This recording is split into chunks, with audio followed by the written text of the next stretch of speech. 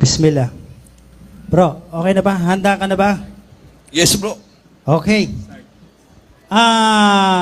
Unang tanong, ganito. Kasi Trinity, Tauhid yung ating paksa. Gusto ko lang maging malinaw para sa lahat, sa mga Muslim, sa atin lahat. Meron ba tayong mababasa mula sa Biblia na kapag kami o yung mga tao na hindi naniniwala sa Trinity ay mapupunta sa apoy ng impyerno? Maraming salamat sa tanong ng ating kapatid. Meron ba? Meron. Dahil ang Trinity ay kaligtasan, 2 Thessalonica Kapitulo 2, versikulo 10, ang hindi tatanggap sa katotohanan ay hindi maliligtas. Objection, moderator. Yung tanong ko patungkol sa Trinity, no? Dapat malinaw. Kasi yun ang tinitindigan mo eh. Dapat mabasa kasi yung tanong ko saan sa Biblia na mababasa na kapag hindi kami naniwala sa Trinity ay mapupunta kami sa apoy ng impyerno. Nasaan? Okay, Don't repeat objection. the answer, Speaker. Okay, maraming salamat. Malinaw naman ang sagot ko, moderator. Na sa Mateo Kapitulo 28, versikulo 19, nandyan mabasa ang Triune God. Yun ang katotohanan.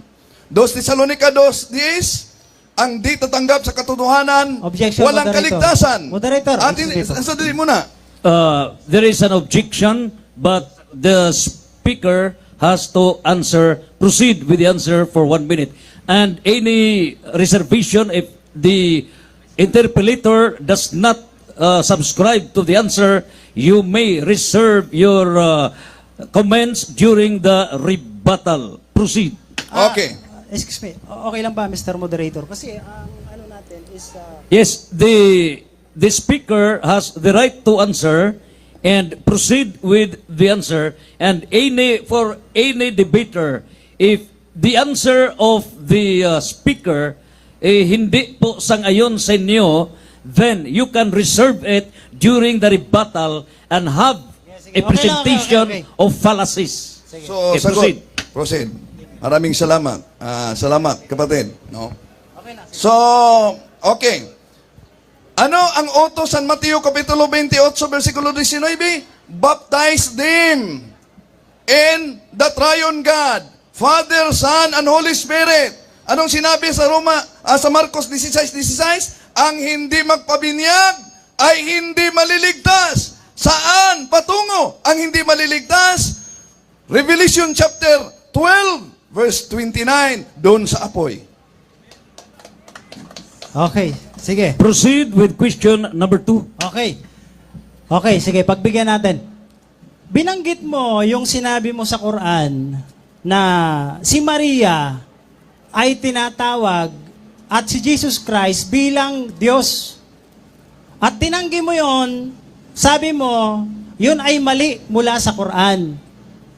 Wala ka bang alam na ang otoridad sa inyo ay nagsasabi na meron silang libro na si Virgin Mary ay inyong sinasamba? Ito ang sagot. Ito ang sagot. Wala kaming aklat sa otoridad ng simbahan na sinasabing si Santa Maria ay Diyos. Kaya, kung si Santa Maria ay ginagalang ng simbahang Katoliko, si Muhammad nga, humihingi kayo ng intercession kay Muhammad. Nasa footnote ng inyong Quran yan. Oh. Kaya, kung mabasang ginagalang si Santa Maria, hindi yan mabasang dinidiyos na siya. Yon ang sagot sa napakagandang tanong. Okay, sige. Okay. Ganito.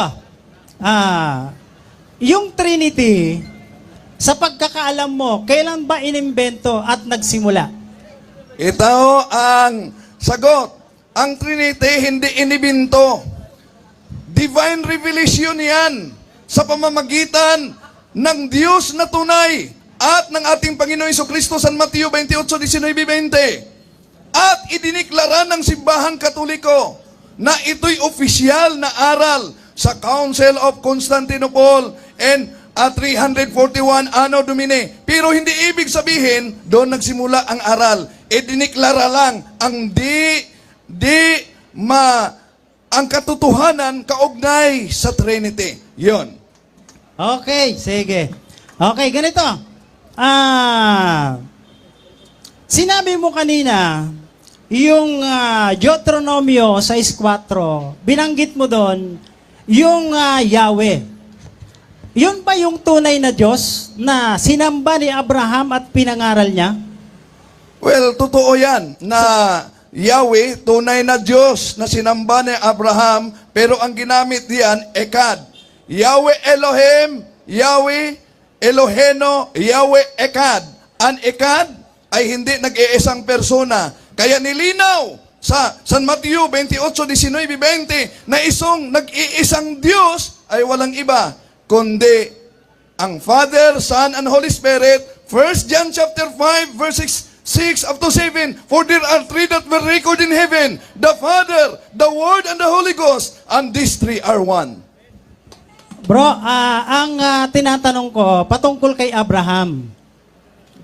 Dapat mabasa mo sa Biblia na si Abraham ay nagturo o sumamba sa pangalang Yahweh. Ito Yun po yung tinatanong po natin. nag-iba ang pangalawa mong tanong, no? So si Abraham, ito sagot. Si Abraham mismo naniniwala sa nag-iisang Diyos, Ekad. At kung makita natin sa Genesis chapter 18 verses 1 up to 5, yung Diyos na nagpakita ni Muhammad, ani Abraham, malinaw, tatlong persona. Nasaan? Nasaan talata? Genesis chapter Sige, 18 okay lang ba, Mr. Moderator? Oh. Basahin ko. verses 1. Okay, the time limit 10 minutes. Reserve your rebuttal and take note your rebuttal Hindi. on during. Panibagong tanong ko na lang to. Yes. Okay. The time has been consumed for 10 minutes. Okay. The moderator would like to advise all the debaters that should you want further clarifications, you have to reserve first during the period of your constructive speech or during the period of rebuttal or at the end, because Okay. everything will be settled. So the time has been consumed, and now let's give the floor for Okay. the constructive speech of the negative side for 20 minutes. Ladies and gentlemen, Hindi. May tanong pa. Mayroong 5 minutes Meron pa. Oo. Mamaya 5 nyo na, minutes? iyan yung ginagawa nyo. Mag-ano muna tayo rito kasi para at least maganda yung natin. Oo. okay. Consumed ang 1 minute, proceed. Okay, go. Okay.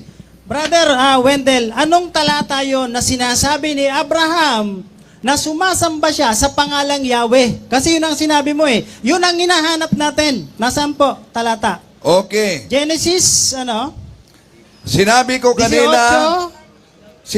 kanina, yung mabasa sa Deuteronomio, Yahweh Elohim, Yahweh Ekad, Bro. yon, sandali muna. Nasagot mo na yun, hindi Oh, na yeah, tanong ko. ah, Ang tinatanong ko for- sa'yo, for kaya the- pinalikan kita, yung sa Genesis 18. Okay. Oo. Relax, speaker. Can you please clarify the question, interpolator? Okay, ganito Okay, po proceed. yon. Yung huling sinabi niya kasi, patungkol kay Abraham, na si Abraham ay sumasamba sa pangalang Yahweh. Hinahanap natin yung katibayan. Sabi niya na sa Genesis 18. Ngayon, hinahanap natin yung talata. Nasaan ngayon sa Genesis? Pakibasa mo. May Biblia tayo rito, babasahin natin. Nasaan? Okay. Napakalinaw ang sagot ko. Huwag mo nang putulin. Na yung... Wala pa akong pinuputol. Sandali. Bro, Sandali muna. wala pa akong Okay, pinuputol. the period to answer, proceed. Okay, thank you, moderator. So, yung nagpakilalang Diyos sa Deuteronomio na sabi, Yahweh Elohim, Yahweh Eloheno, Yahweh Ekad, yun ang Diyos na nagpakita kay Abraham diyan sa Genesis chapter 18 verses 1 up to 5. At yung Diyos na yan, na walang ibang sasambahin, walang iba si Yahweh, ngunit nagpakikita sa tatlong persons.